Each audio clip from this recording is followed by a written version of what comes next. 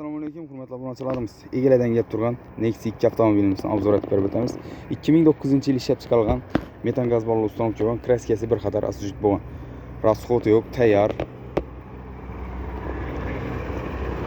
Sonus gibrid.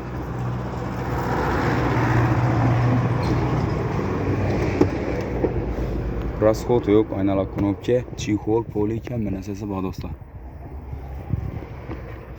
Maytafonlar ham bor. Yurgan kilometrlari 203.000 kilometr yurgan. Расход yo'q, tayyor. Bahosına keladigan bo'lsak, bahosi 41 million so'm aytib turibdi. Ustida naqd pul sani dedi odam bo'lsa, ustida savdolashib kelish bosarza bo'lar. Keyin banda yana bir toza kelgan mashinamizni arzon bahoda qo'yib beramiz.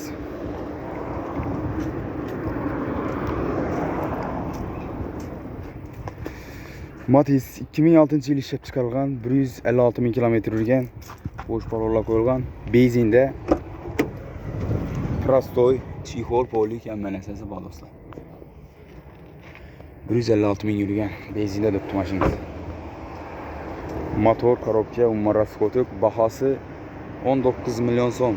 Ustida ozgina yana kelishib qoladi. Savdolash qolaverasizlar. Bu anda yana bir Matizimiz 2008-yil ishlab chiqarilgan metan gaz ballon ustanib turgan 509.000 kilometr yurgan, kraskasi asujit bo'lgan. Bahosına keladigan bo'lsak, bahosi 30 million so'm aytib turibdi. Ustida naqd pul sani dedi odam bo'lsa, yana savdolashib berish bosarza bo'ladi. Mashinalarimiz Xiva Avtosavdo 707 turadi. Ekranda nomerlarni qoldiramiz, bemalol aloqa chiqarasizlar. Kanalimizga yangi bo'lsangiz, obuna bo'lib, like bosib qo'yasizlar do'stlar.